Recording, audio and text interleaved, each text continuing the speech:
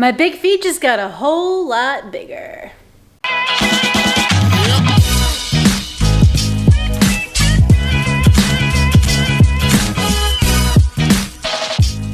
Good morning, YouTube! What's up, guys? I hope you're safe and healthy and doing well. I'm trying a new shoe. We're doing a first run impressions video, which are my favorite to do, by the way. The shoe that we are running in today is the Hoka Clifton Edge. A little background into my history with Cliftons.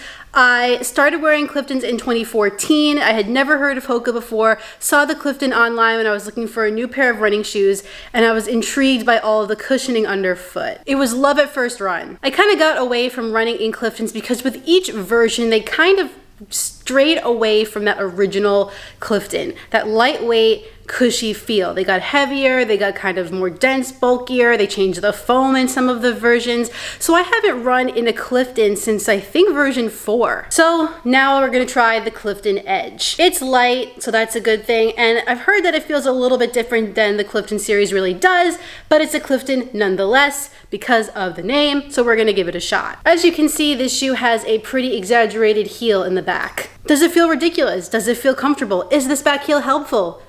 Will my feet look gigantic? They already are, so I'm assuming that this will only accentuate that further. No more talking. Let's put these on and go for a run.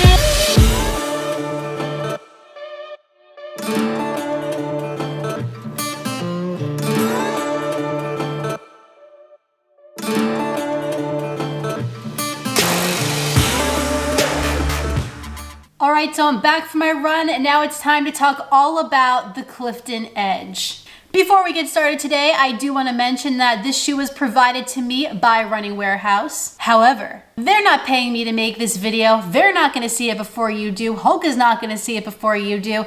I'm being honest, I'm shooting it straight, and that's kind of where we're at. So let us begin. Clearly, there's a lot going on here. Let's start with the specs. As far as the weight, the Clifton Edge is 7.25 ounces for a women's size that isn't specified on their website, but for my size, 10.5 women's, it was 8.87 ounces. And that's pretty light, granted how gigantic this shoe is. From what I gathered online, the shoe is a 5mm drop with 26mm of stack in the heel and 21 in the forefoot. For women. I believe it's different for men. And for me, I'm gonna give this shoe a true to size, but I will say there is a little bit of extra room in that toe box. I still say it's true to size. I still say go your normal route, but there is a little extra room up here. Let's start with the upper. Hoka is using a TPU yarn mesh material for this upper, and it is sturdy in some places to give you some extra support. It's stiff in that toe area for some extra protection and sturdier around the eyelets for a little better of a lockdown fit. I would say for me that this shoe has a pretty decent fit. There is some extra room in the toe box, like I said, and I did have some heel slipping, which the runner's loop fixed. It feels like there's a little extra volume, and that might be because I have a narrow foot, so it's contributing to that feeling. But perhaps if you have a wider foot or a more voluminous, I don't know. You get the idea. You won't have that problem. I did have to cinch these laces down to get the best fit possible. But once I got it together, once we worked out our issues, then I was totally fine and I had no problems while I was running. I do really like this TPU yarn material. It is really breathable. It is comfortable. And I honestly forgot about it while I was running. The tongue is thin, but does have some padding, and it is gusseted, so it's very comfortable. The laces are okay. They stay tied. They're on the thin side for what I prefer. And when you use this runner's loop, they do get a little bit short. There's kind of an elephant in the room here that we haven't addressed yet. Maybe it's more like an elf in the room that we haven't addressed yet. Oh yes, this flaring outward heel counter. Well, first I'll tell you that the actual heel counter is really stiff and provides a ton of support and a ton of stability and protection. But the real star of this back heel area is this elf-like flare outward. Not sure it needs to be this intense. I get it, we're kind of getting away from pull tabs now. I'm happy to say it didn't get in the way of the ride of the shoe, it just kind of looks crazy. Overall, I like this upper.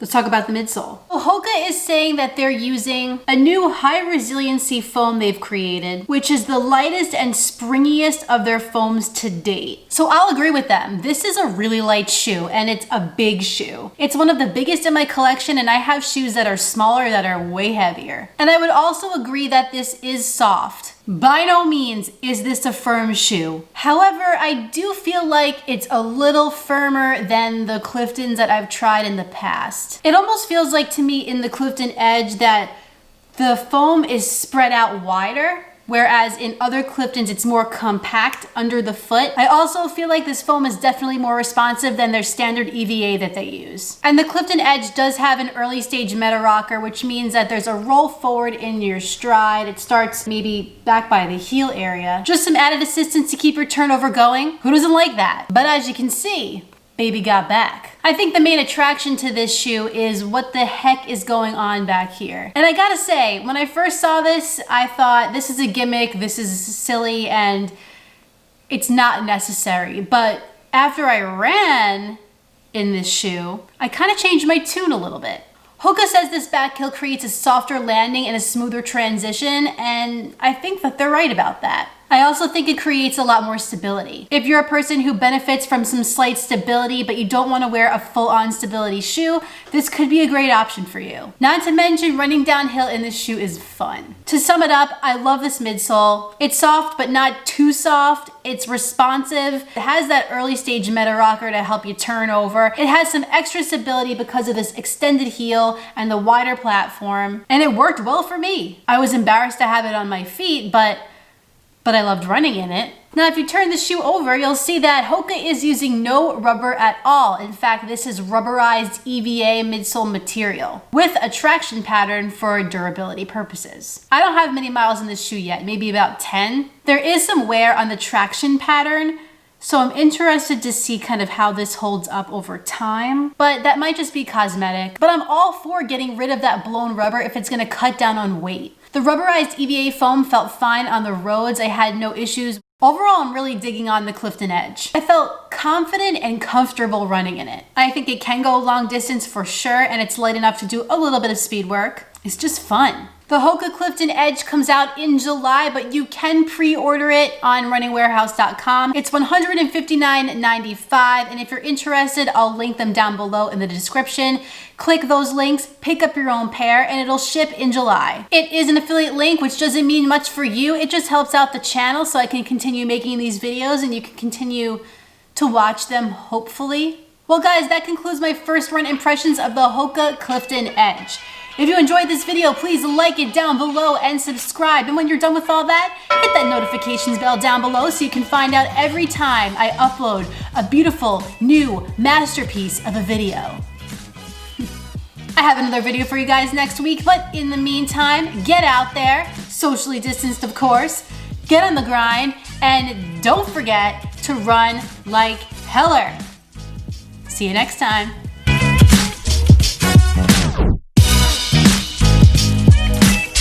Sit. Down. Ruby down. Yay! No, not quite with the biting. No.